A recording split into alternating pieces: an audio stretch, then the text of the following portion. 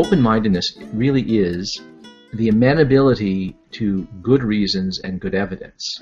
Right? Now, we can have a conversation about what constitutes good reasons and good evidence, and part of that conversation, that's what you teach in a critical thinking course, right? What constitutes good reasons and good evidence? What conduces to the truth? What are reliable belief-forming practices? What are the truth-preserving inferential processes and practices that are available to us, right? And so I think that an education in critical thinking is an education in opening your mind, in training your mind to be more amenable to appreciating good reasons and good evidence. Oh, I didn't see you there. I was just moisturizing. I want to talk to you about an important topic today. The topic of mental masturbation. You see, over the past month, YouTuber and G+ community member Modern Apologetics changed his name to Examining Evidence. This accompanied an announcement that he'd be changing the direction of his channel. In his inaugural podcast under this new initiative, he attempted to have his listeners reflect on the potential for bias towards one's own presuppositions. That often our allegiance is a passionate one for our held beliefs rather than a dispassionate pursuit of what is true, a difference that seems to have been denoted in the name change from Modern Apologetics to Examining Evidence. I thought on the whole it was a refreshingly honest sharing of what seems to have been his own reflections on the beliefs he's held, an expression of a resolve for truth, not assuming he already has it in hand, but rather a loosing of his grip where he lacks good reasons, applying a critical eye to his map with an aim at finding insufficiencies. But not all were as enthusiastic as myself in hearing about this change.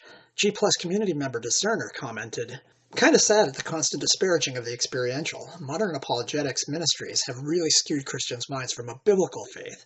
Abraham, Isaiah, Ezekiel, Daniel, Jesus, Paul, Peter, try telling them not to base their faith on personal experience. Personal experience is what meets us right where we live, in the deepest part, our metaphysical heart. Personal experience is where you will find even many staunch opponents of the faith will pause for one short second and say, yeah, if only God were real to me, if only I could feel him. It's the one argument I might respect. Otherwise, and pardon my phrase, but apologetics simply turns into mental masturbation. We say, love God with your mind, but it ends up being a cheap substitute for the real thing. We have no actual lover. And now this channel is just about reading atheist crap and reviewing movies. Did Christ ever say, he would follow me and be my disciple? First, make sure you satisfy your mind about who I am in the realm of rationality and logic. But he did say, eat my flesh and drink my blood, and that's when people left. No mention or appeal to logic, but Christ's call was a call to the heart.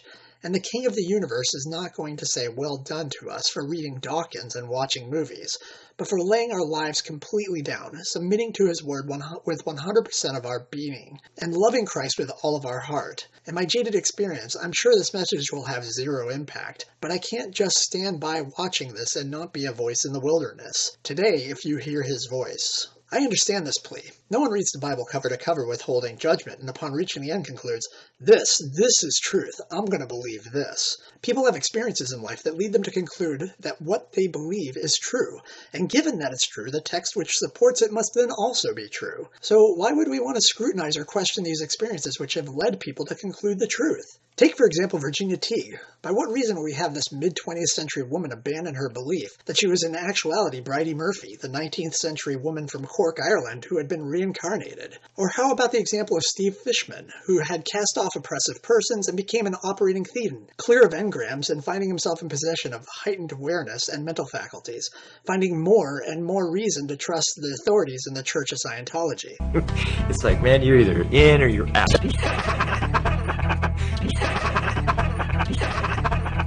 On what grounds would he have suggested that he abandon his personal experiences? They were, after all, his reason for believing. Or how about any passionate Roman Catholic individual who expresses a profound richness in partaking of communion in light of the doctrine of transubstantiation? What the hell are you talking about? Oh, wait, these aren't the personal experiences you were referring to. You're referring to different personal experiences. So which should we discount and which should be believed? Yours? Mine? Theirs? With only 33% identifying themselves as Christians, it would seem that people are coming to very different conclusions regarding some of the core aspects of reality. Clearly, some are confused and wrong as to their experience. And yet these individuals with very different conclusions regarding some things are able to agree and interact with each other in the day-to-day affairs. We commute in heavy traffic at high speeds, generally without issue. We exchange goods and commerce. We operate businesses that serve communities together. We construct immense structures and organize massive events. In all of these things, we depend on and leverage agreement between us that results in our desired goals being actualized. So how is it that these experiences lead us to successful interactions in some cases, but antithetical beliefs in others? Let's say I'm walking into work one morning and I see somebody familiar in the parking garage and I greet them. Hey, Umberto, good to see you. I have a productive morning, and around lunch, a group of coworkers are heading off campus and they ask me if I want to join. I say, sure, let me grab Umberto. 3 of them say, dude, Umberto's out on vacation this week. What? Nope, I just saw him this morning. Dude, he told us last week he was going to be gone. He posted photos this morning from Cabo. In fact, I took his empty parking spot. You didn't see him this morning. Please, guys, I can do without the mental masturbation. I know what I saw. Now, this is a bit obvious, right? I've constructed a scenario that happens to us all the time. Clearly, were someone to have an experience of God in their lives, that could be as fantastic as seeing Umberto this morning. He doesn't have to play by my inferences regarding reality. But then how do I determine which experience to privilege as actual? I think all of this stems from us either forgetting or not realizing what use a belief serves. As we experience the world, in perceiving it, beliefs are produced. Again, they become the landmarks and borders on our map. They mark the relative distances. Much like your hometown, for those places we travel often, our marks get darker. They become more distinct. There's a confidence that stems from repetition of successful interactions, from having been somewhere. And so when we come to a familiar bend, we know what's up ahead because we've frequented it many times. These repeated visits make it such that we can apply some confidence in our map being an accurate representation. We can provide a reliable accounting to others because the interaction has predictively borne out success. And that's what we want. We want assuredness in those things we interact with the most because we rely on the consistency to commit future acts with predictable outcomes. Our beliefs function to serve our ends. The reason we find agreement in the vast majority of our beliefs about the world is because we're experiencing an accessible set of objective facts. Our experience is subjective, but the facts themselves are objectively on offer, such that we can attempt to resolve discrepancies between our experiences by examining the justification for why it is we think we believe it. We're not perfect in our belief forming, and when we discuss the justification, we're scrutinizing the grounds for being confident. It's because of this mutual access that we find coherence or discrepancies between our views. So in a sense, discerner is correct. Experience is the means by which we form beliefs, but we could be wrong in apprehending what was in fact the case when we experience something. It is because we often attempt to expedite the process that we run into issues. Think of the phrase, I jumped to the conclusion, or I just assumed that yada yada yada. It would be a different experience for us were it the case that we always required properly warranted confidence before acting. We shortcut constantly, and generally we're pretty good at it. We'll often shortcut a matter regarding something that isn't quite causally shown, but by leveraging similar inferences from like experiences, we'll adjudicate the matter and often will be correct. Most times we won't even realize that we're not relying on something that directly indicates a cause for the belief. We fail to see our own unjustified leaps. And while we're good at intuiting what might be the case, when the stakes are high, such gambles can cost us dearly. On the spot dice spin. Shelby? On the spot decision. Yeah, that's it.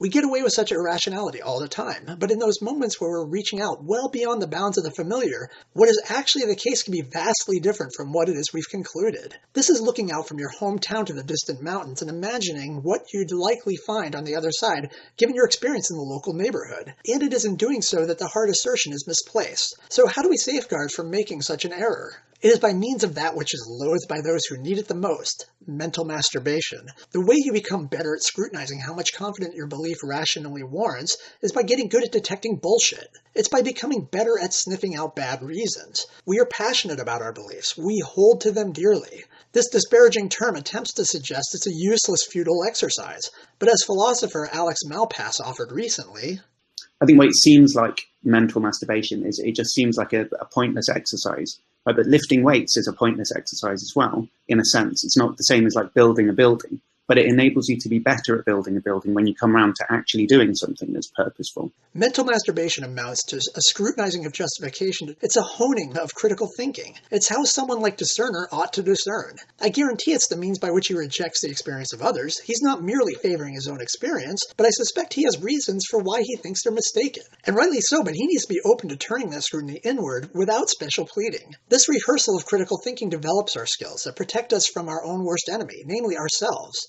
Our personal experience matters, but only where what we are inferring is causally connected to that which we'd like to conclude. Our intuitions act as quick and dirty shortcuts. Mental masturbation quickens one's ability to identify inferential errors and invalid logic. It makes us reflect on what's a good causal inference and what's just plain garbage. It helps us employ a dispassionate approach. It helps divorce us from our own bias, from what we'd like to hold on to, or from not wanting to be wrong. This doesn't just benefit your religious convictions, it impacts all of your run-of-the-mill decisions. It sharpens you, it humbles you, it gives you perspective. It helps you realize how very careful you need to be in your assertions and how to afford certainty proportional to reason. It improves your ability to foresee the consequences of your actions, because your underlying beliefs will be informed by causally tried and true justifications. We're uneasy about uncertainty, and we have an allergy to being wrong. We are often our own worst enemy. If it's the case that you believe you're in a loving relationship with the creator of the universe, and you can't justify the means by which you know that to be the case, you might as well believe you're reincarnated at OT level 3, clear of engrams, while eating the flesh and drinking the blood of your Lord and Savior. Giving yourself to something 100% with no means by which it can be invalidated is grounds to believe any old thing you'd like. I'll take a rationally warranted belief that is held up to justification being scrutinized any day of the week, and where it fails to do so, let me be fortunate enough to cast it off. If it's worth believing, it'll bear out. Those who are averse to overthinking it and call for hearts over minds ought to consider why such a plea is necessary, and on what grounds they deny anyone else thinking a thing. I applaud examining evidence, and I hope he masturbates vigorously. Subscribe to his channel and offer him constructive feedback. It would seem he, for one, is open to revision. And as for myself, I will leave you with this. On this topic of mental masturbation, I'm just going to say that I refuse to engage in it in front of my mother. But otherwise, I'm good. The public library, oftentimes I'll try to find a quiet little corner and do a little little mental masturbation. Well, the public library is like the stroke 29 of mental masturbation. 29 exactly. Stroke 29. Google it. Takes you 29? Oh. Yeah, I don't get the joke. You have to Google it.